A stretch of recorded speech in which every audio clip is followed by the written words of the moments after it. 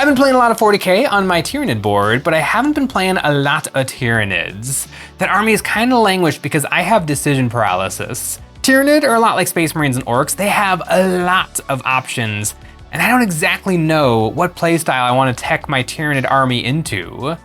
I've got about a half a board of Tyranid terrain, and I've been supplementing it with a smattering of other pieces, but it's time to finish that Tyranid terrain board and figure out what I want to do with my Tyranid army. Our first set of alien terrain was all about the bugs, sprouting out of the ground all over the planet to provide some much needed cover and line of sight blocking for our first few games of 10th edition. I didn't play much 9th edition, so it was interesting to give 40k another try, and it turns out 10th plays pretty good. This new terrain is all about how civilization has been impacted by the invasion. Buildings that are crumbling under the weight of hypercharged plant growth. When the hive fleets grow close, its shadow makes the plants go into overdrive, exploding up everywhere to make even more biomass for the hive fleets to eat. These walls are made with 10th edition in mind, being the right size and shape for Games Workshop's tournament ruins, forcing vehicles to move around them and letting infantry pass right through. And of course, every board needs some shipping containers, and sometimes those shipping containers explode from the inside out when Vanguard invader organisms burst out of them after lying in wait for the perfect moment to ambush. All this terrain was designed by us and is available at EonsOfBattle.com. To get started on finishing my Tyranid board, I gave everything a black prime. It was a little chilly this morning and I didn't want to get out of my chair to give these parts a rattle can prime, so I decided to use my airbrush to give everything one coat of black. When painting terrain, I find it's about figuring out quick steps that I can do to big sections at a time. I decided to start with the shipping containers. I've never quite gotten rust right, so I want to give it another try. I put some red-brown paint in my airbrush and dusted this on, wiggling my airbrush in random patterns to get a mottled finish that was stronger and more saturated in some spots and in others just tinting the black a little bit brown. Then I switched to some orange paint, spraying a little bit less of this to push the colors warmer. After that, I did a sponging a dark red, stamping this on so that it leaves behind in the raised areas and all the little rivets and details all over the armor. This did a good job of sharpening the look, and then I took some tan paint and did a dry brushing. This color is pretty bright, but used sparingly, it does a good job of making the metal look crispy. I would say that's rust, but I want to try some real rust, dirty down rust. This stuff is wacky. I dip my brush into the paint and then use my finger to bend back the bristles and let them flick paint onto the container. This spray makes lovely splotches, and as it dries, it changes color. Some spots turning orangey yellow and mostly brown. I cheated a little with the splatter. Letting the splatter make the random patterns saves me from having to make those shapes with a brush. Now for the plant stuff, and I have another experiment to run with the plants. First, I base coated all the leaves with a mid-tone green. I couldn't think of a better way to do this than just hitting it all with a brush. After that, I gave everything a dry brushing of yellow paint. This yellow will help keep the plants vibrant after the next step. A wash with Army Painter Ghillie Doo. This is one of my favorite Army Painter colors. It's just an ultra vibrant, transparent green. I put this over all the leaves. Now for the hopefully secret sauce, some dirty down moss.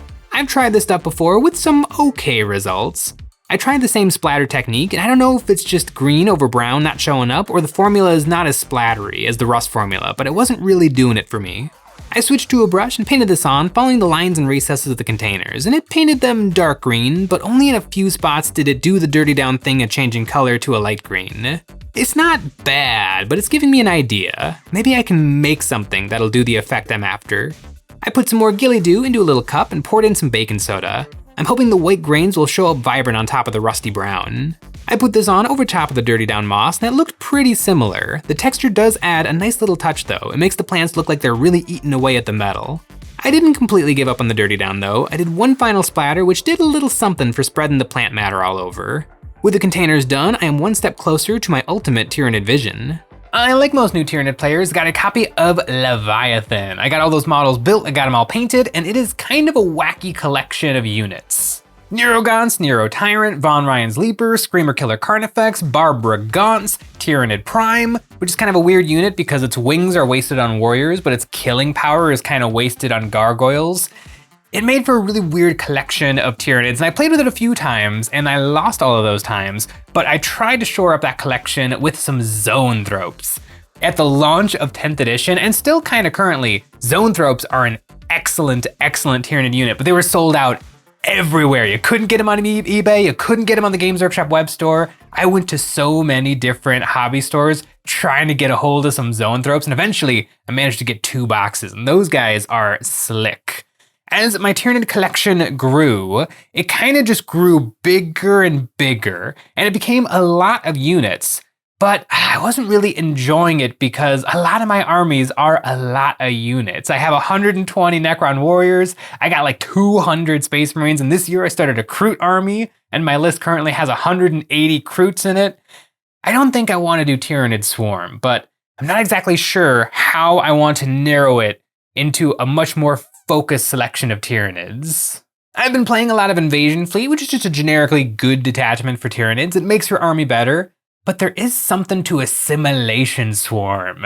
At launch, Assimilation Swarm was super, super bad, but it's climbed up the ranks, and now it's like acceptable. It takes a selection of your Tyranid units and turns them into Necron Reanimators. Units including the Psychophage. I got one of these suckers all painted up, and I have a few more that I bought when they were cheap as chips on eBay because the detachment was so bad. There is something to the Tyranids assimilating all organic life on a planet. And speaking of assimilating, I gotta work on some of these buildings.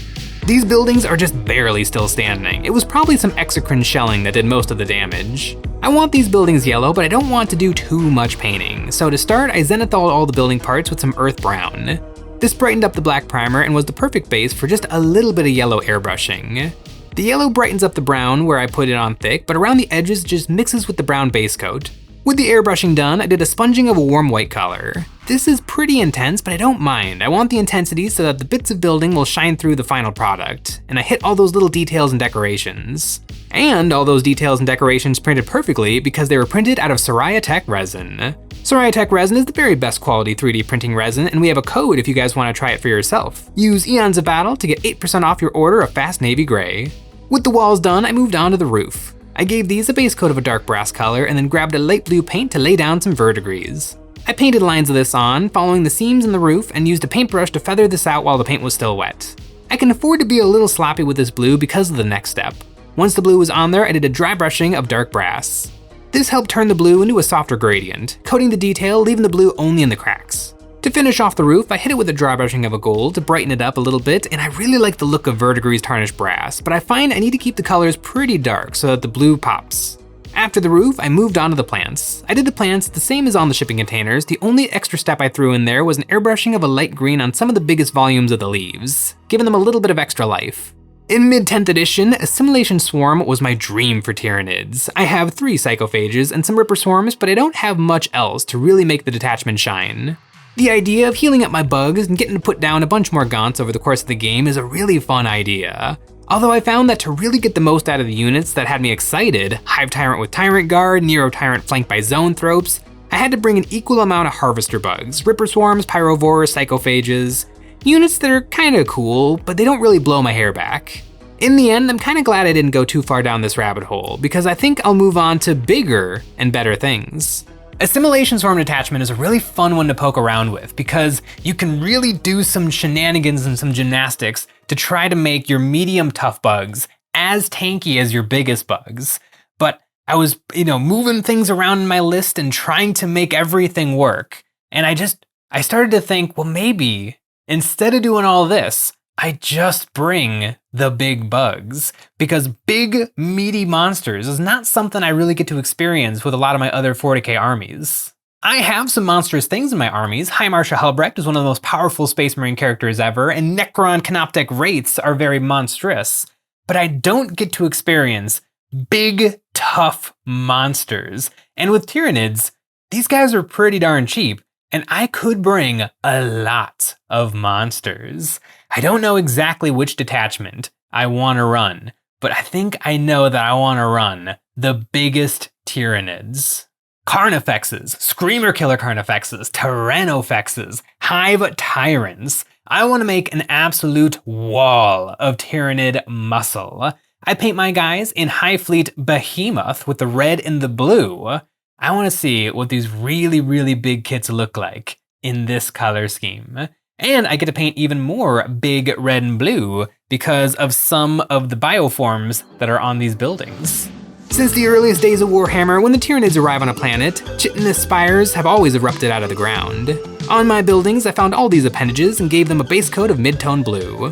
This is another problem I have with my Tyranids. Red is a nice simple color, but blue is tricky.